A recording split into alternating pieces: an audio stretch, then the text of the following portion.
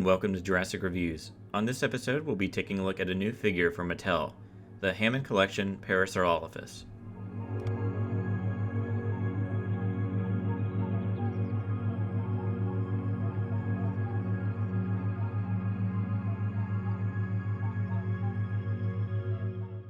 Before we begin, here's a look at the box it comes in. Here's the front of the box, which I feel should have a slightly larger window. I just think a little bit more of the figure needs to be shown.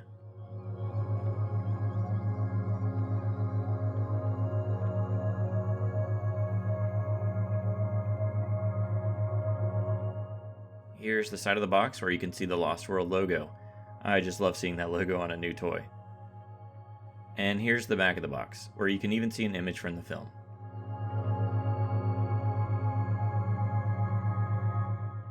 So this is a new line from Mattel, one that has more articulation, better paint apps, and higher detail. It sort of combines the best of the Amber Collection with the standard 3 3/4 scale figures. As much as I like the Amber Collection, I think this was the best solution. So many of those Amber Collection figures seem to sit on the shelves forever, especially the humans. This smaller scale will allow for more variety, as Mattel will be able to release larger dinosaurs at a still relatively affordable price. I am really excited to see where they go with this line, and I think it's perfect for collectors. Let's hope we see a T-Rex or a Spinosaurus at some point. So this Parasaurolophus is one of the first figures in this line, and it is based on the one found in the 1997 film The Lost World Jurassic Park. It stands around 7 inches tall in its neutral pose, and is about 11.5 inches long from head to tail. Starting with the sculpt, I think it's a step above the other Parasaurolophus figures Mattel has released so far, though there are a few flaws with it. Let's start with the good though. Details are really good. I think it's close to what Kenner put out for its Lost World figure over 20 years ago, with much better posability. I think that Kenner figure is probably still a bit more accurate to the film, but this one isn't too far off.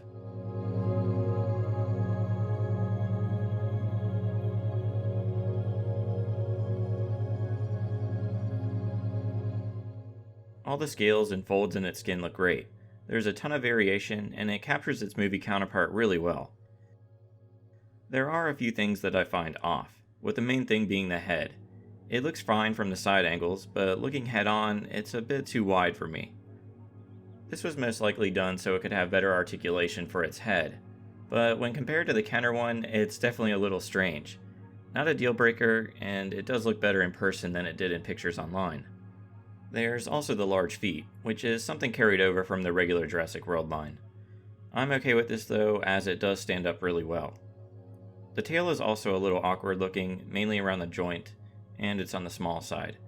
You actually have to attach the tail as it comes separate in the box.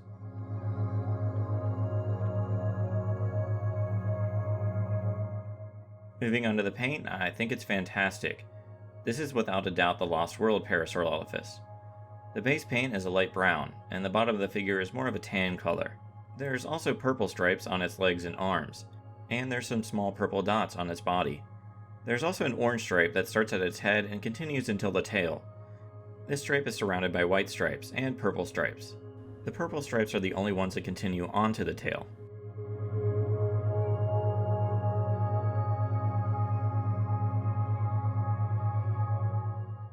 Looking at the feet, the toenails are painted black, and the fingernails are left unpainted, which is unfortunate given this line is aimed more at collectors, and you'd expect something like that to be painted. Looking at the head, the large crest is painted purple, and so is the nose and outside of the mouth. There's also some purple around the eyes, which are painted orange with black pupils. And inside the mouth, you'll find a pink painted tongue. Now let's move on to the articulation. The tail can move, though it's somewhat limited.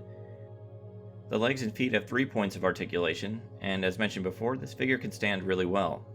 The arms have 2 points of articulation and have a pretty decent range of motion. The base of the neck can move, and it's mostly a rotation, but it can move up and down, though this is limited. The head has a decent amount of movement, and you can even open the mouth.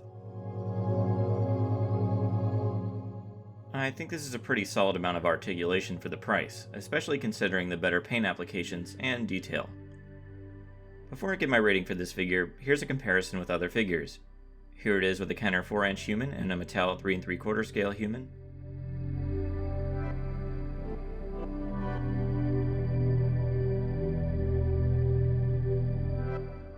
Here it is with the Velociraptor.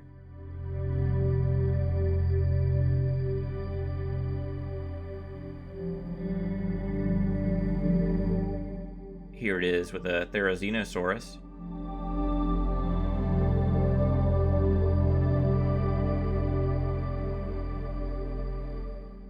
Here it is with a T-Rex.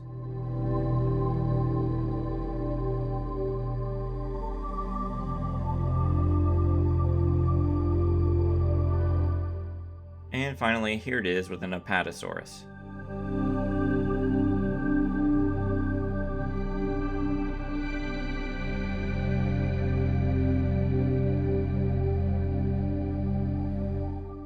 For a rating out of 10, I give this one an 8. I think the details, paint application, and articulation are great. It stands really well, and it's a nice bump up from the regular Mattel figures. I think there are a few issues I have with the sculpt, like the head, feet, and tail, but these are more nitpicks. I'm really happy with what Mattel is doing here, and I can't wait to see where this line goes. I recommend this figure. And that's it for the Mattel Hammond Collection Parasaurolophus. If you enjoyed this video, be sure to subscribe. Thanks for watching and see you next time.